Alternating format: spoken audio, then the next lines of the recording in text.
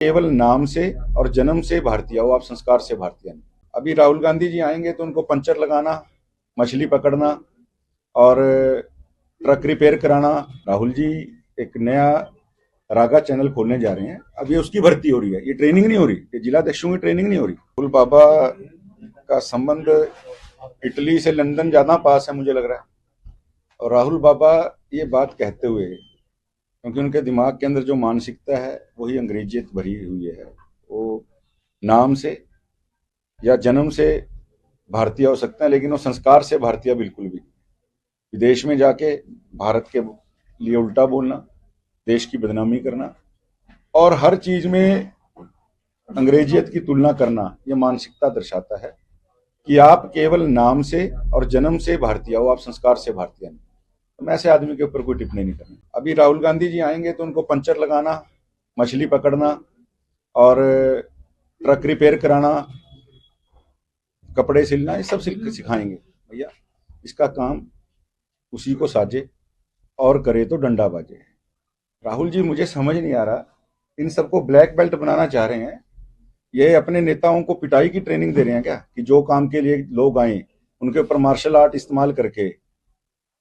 यानी देश के अंदर क्या आप किस प्रकार की ट्रेनिंग दे रहे हो, किस प्रकार की राजनीति। ये एक पोगो चैनल, जैसे मैं हर बार कहता है, राहुल जी एक नया रागा चैनल खोलने जा रहे हैं, अभी उसकी भर्ती हो रही है। ये ट्रेनिंग नहीं हो रही, ये जिलाध्यक्षों की ट्रेनिंग नहीं हो रही। जिलाध्यक्षों को बूथ के ऊपर काम करना सिखाया जाता है, और हमारी भारतीय जनता पार्टी की भी ट्रेनिंग कैंप्स होते हैं। राहुल बाबा को अगर ट्रेनिंग की जरूरत है बताएं, वो नितिन नवीन जी से रिक्वेस्ट करें, हम भेज देंगे ट्रेनिंग देने के लिए। क्योंकि पहले तो हमारे यहाँ एक कार्यक्रम चलता है, ट्रेन द ट्रेनीज। मुझे लगता है पहले राहुल जी को ट्रेनिंग की जरूरत है, वो भारतीयता की ट्रेनिंग लें, भारतीय राजनीति की ट्रेनिंग लें।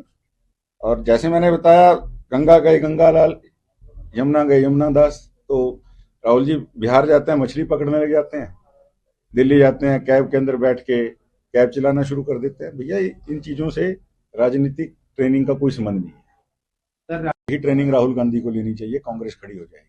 भाजपा में सबसे पहले सिखाया जाता है देश सबसे पहले, पार्टी दूसरे नंबर पे और स्वयं सबसे लास्ट। मोदी जी ने कहा कि मैं कार्यकर्ता के नाते नितिन मेरे बॉस हैं।